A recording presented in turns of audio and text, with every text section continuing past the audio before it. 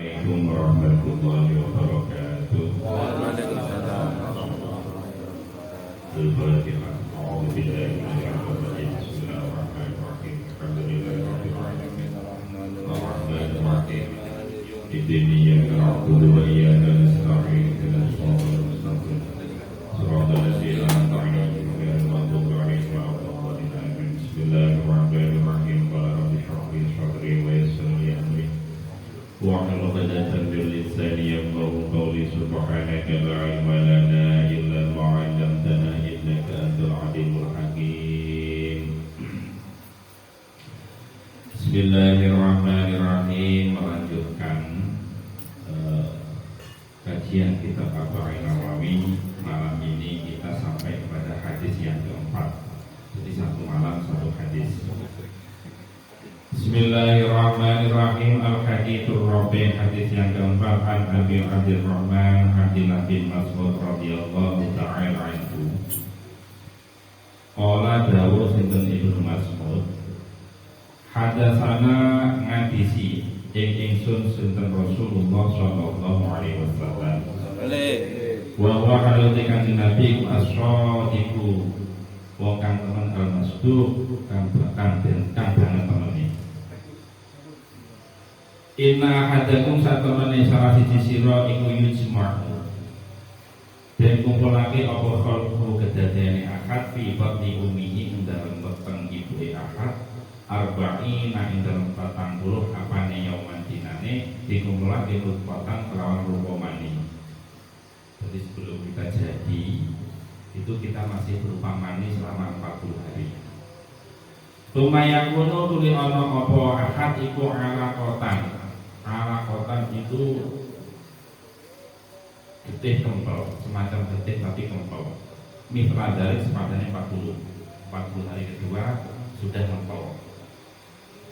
Tumayakuno tuli ana apa akad iku mudghatan, daging kempel. Mitra dari 40 hari. Itu lengkap. Berarti 40, 120 hari. Itu sudah lengkap. Tumayung salun dan utus ilahi maring ahad sapa malaku malaikat. Fayang kuhu mongkon tiup, fayang kuhu mongkon den tiup indam ahad apa ruh. Wayung maron dan perintah sapa malaikat di arba'i kalimatin kelawan 4 kalimat. Jadi malaikat pada saat 120 hari itu diminta untuk meniupkan ruh. Maka awal dia kan telon-telon ya. Telon-telon itu bukan 3 bulan ternyata. 120 hari itu berapa bulan? 4 bulan. Kalau telon itu 4 bulan memang. Orang Jawa memang 4 bulan. Tapi bahasanya telon-telon. Jadi hadis memang bahasanya 40 hari nufak, 40 hari mudghah, 40 hari alaqah, 40 hari mudghah. Nah, bahasanya hadis itu begini. Nah kemudian setelah ditiupkan roh, suruh menulis malaikat itu 4 hal. Pertama, bikat birizkihi, tulis rizkinya, wa ajalihi lan matinya, wa amalihi lan amalnya, wa syaqiyun aw sa'idun, itu termasuk orang yang bahagia atau orang yang termasuk ciloko masuk neraka. Nah ini saya jelaskan. Jadi ini gayung tersambut sesuai dengan keterangan saya kemarin bahwa pada saat ditiupkan roh ini sudah dicatat 4 hal. Rizkinya, ajalnya, amalnya, syaqiyun aw sa'idun. Jadi apa itu dicatat? Itu dicatat maksudnya. Makanya as-sa'adatu qoblal miladah. Ada ungkapan seperti itu. Jadi awal itu ditakdir asli surga neraka itu wis sudah. Nah, mereka kan gak ngerti. Jadi hikmah yang gak ngerti itu akhirnya banyak. Itu yang pertama. Nah, rizki sekarang pertama. Rizki itu sesuatu yang kita manfaatkan, itu rizki. Rizkinya orang itu bisa ditakdir. Megawe kaya apa? Kalau memang rizkinya itu jatahnya itu tidak sampai, tidak kaya, yuk angel. Megawe anak agung tapi jatahnya wis sugih, itu mah sugih. Saya dulu pernah cerita tentang itu salah sahabat yang kaya raya kemudian pengen melarat menjual rumahnya, ternyata malah dibeli karena ada tersebut. Tidak bisa. Nah, terus gimana Ustaz? Berarti nggak usah kerja? Ya keliru.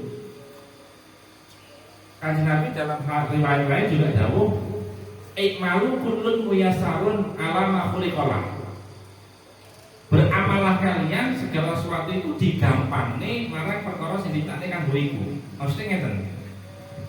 Termasuk saitun amsakiyun, awake dhewe sesuk itu bejo utawa cilaka itu sing takdir, tapi tetap kon ngamal sing apik. Karena sesungguhnya Gusti Allah segala sesuatu itu digampangi marang tujuan akhir. Gusti Allah. Lek tujuan akhir surga, ya, iku mulai saiki digampangne ngamal apik. Cara jak jamaah ya enteng. Jak rotipan diwenteng, ya. Jak medok abot, jak ngombe abot. Berarti tujuannya swarga nih. Kowe kulun miyasarun alama khuliqalah. Jadi pokok digrayai ya dhewe. Akeh apike apa akeh eleke. Lek akeh eleke ditobati terus istighfar, lek akeh apike dilanjut. Karena lek ditedir surga, insyaallah mulai saiki wis ditata karo Gusti Allah. Ngoten. Kuwi iki penafsiran dari hadis yang lain. Tapi ingat, surga neraka bukan karena amal dhewe, itu karena fadhil Gusti Allah.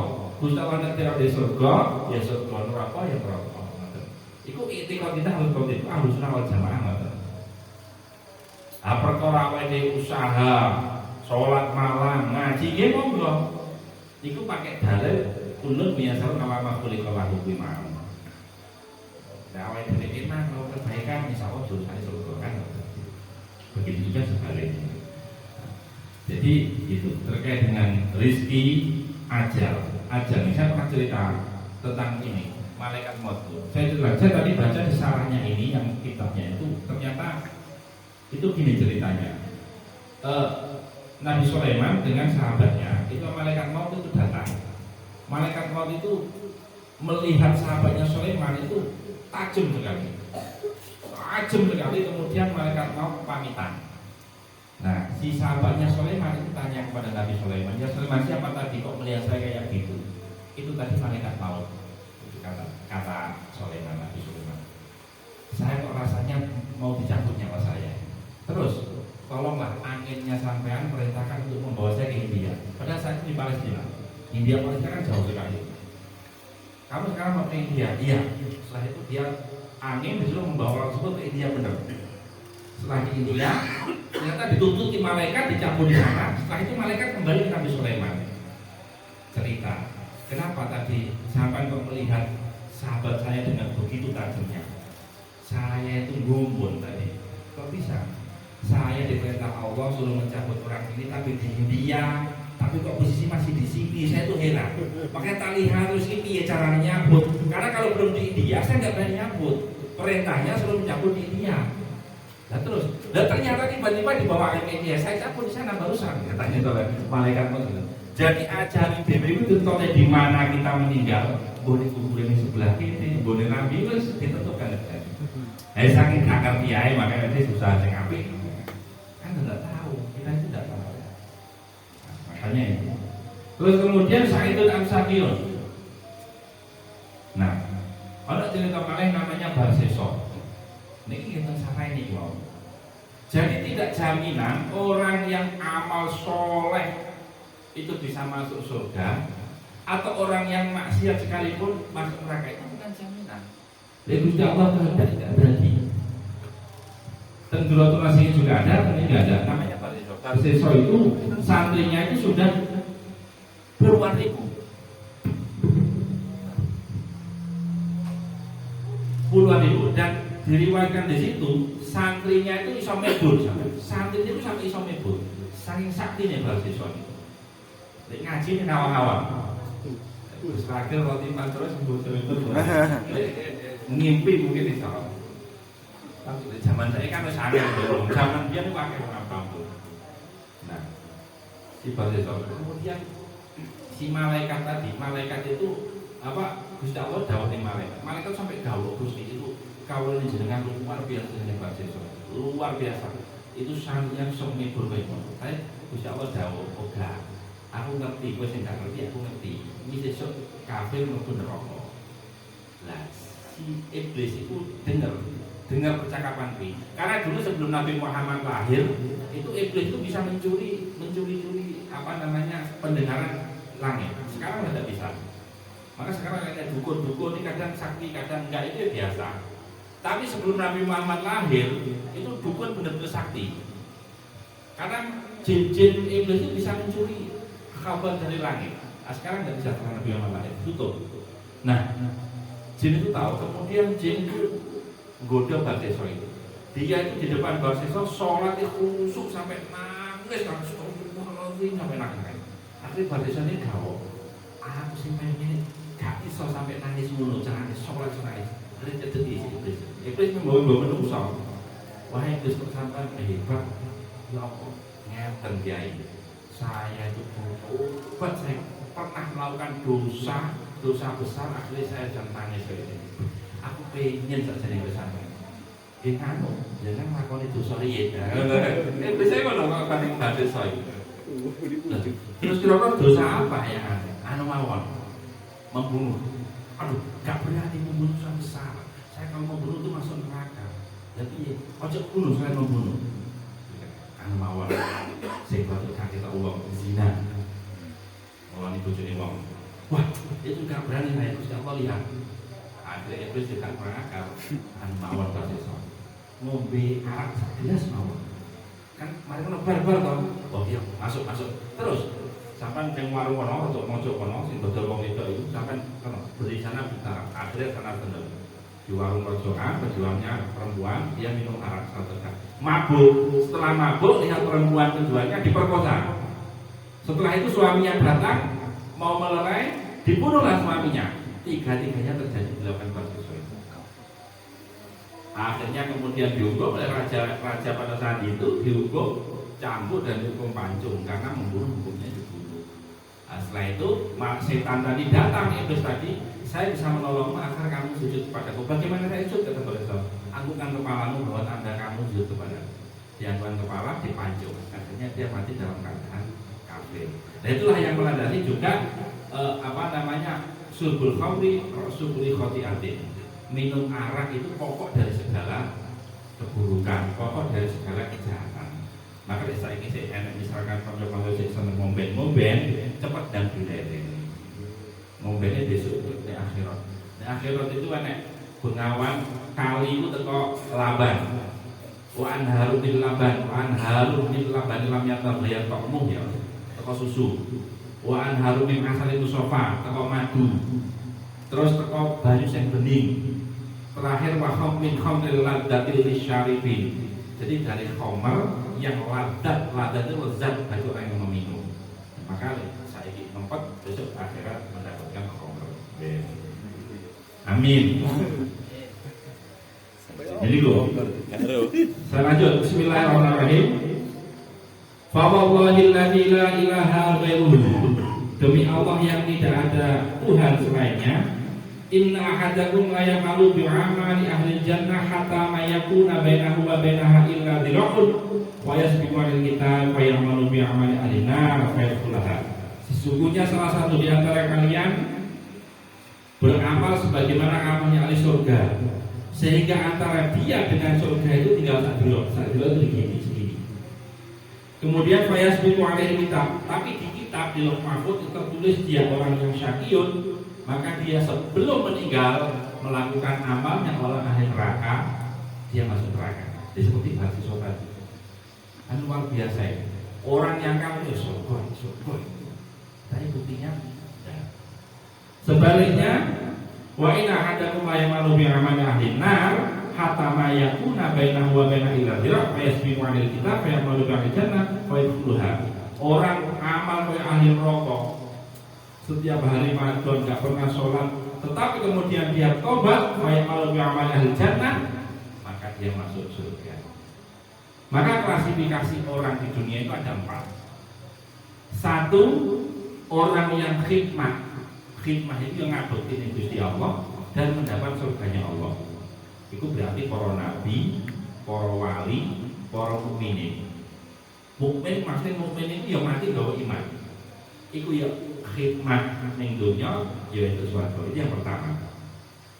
Yang kedua, orang tersebut itu enggak khidmat ning Gusti Allah tapi masuk surga. Di ibaratnya orang kafir nggak pernah nyembah Gusti Allah selama 70 tahun, mati kurang sajam dia mengucapkan syahadatain asyhadu an la ilaha illallah wa asyhadu anna muhammadar rasulullah, dihapus semua dosanya, masuk surga. Gak khidmah, gak ngamal, tapi masuk surga. Yang ketiga, orang khidmah ya orang itu surga, itu orang kafir. Di dunia juga ngamal, ya mas katanya kalau surga di kafir ini nggak ada. Nah yang terakhir, dia khidmah tapi nggak dapat surga. Siapa? Ya kayak Bastisa itu tadi, khidmah seumur hidup tapi sebelum meninggal ternyata dia melakukan dosa atau syirik sehingga dia masuk neraka. Nah itu klasifikasi yang keempat ini. Nah dari hadis ini, pertama yang kita paham bahwa segala sesuatu tidak diikuti Allah. Yang kedua, karena tidak dari awal dewe buka Allah sing ngerti, maka setiap saat itu kudu iso nglakoni kebaikan. Ojo sampai pas meninggal nglakoni Allah. Nah itu hikmahnya ngono. Jangan sampai sekalipun kita melakukan kesalahan atau dosa-dosa besar lah. Dosa-dosa kecil dipari. Nah, ojo terus menerus loh ya. Terus menerus. Dosa besar itu kan 7, istilah saban mobil itu membunuh, syirik, berani ke orang tua, minum khamr, itu dosa besar semua. Nah, itu makan riba itu dosa besar. Jadi itu hindari. Nah, selain itu kan dosa-dosa kecil itu ya itu diistighfari mawon. Mudah-mudahan diampuni oleh Allah. Nah, itu caranya seperti itu.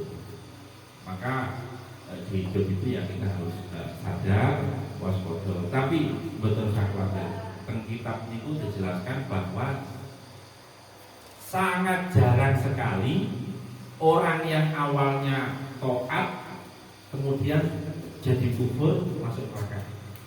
Yang banyak itu awalnya maksiat, tobat, melakukan kebaikan, kemudian masuk surga. Itu yang banyak. Yang jarang itu taat kemudian kufur masuk neraka, itu jarang sekali. Itu menurut penelitian para ulama.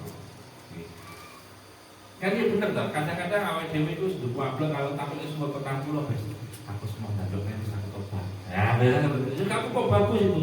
Untuk masih ada umur. Jamaah malewatan, roti panting. Jangan-jangan ada sepuh ini kan harus semangat. Tidak apa-apa, justru bagus. Daripada terus-menerus atau daripada sebaliknya, nah kan gitu. Emang yang banyak itu dari maksiat kemudian akhir-akhir bisa tobat itu semakin. Tapi terbalik itu sedikit sekali. Oke, buat mudah-mudahan takdir yang terjadi atau yang ditentukan Allah terus untuk kita semua, mudah-mudahan takdir yang baik kita semua terus berkhidmat masuk surga Allah. Amin. Ya Rabbal alamin. Al-Fatihah.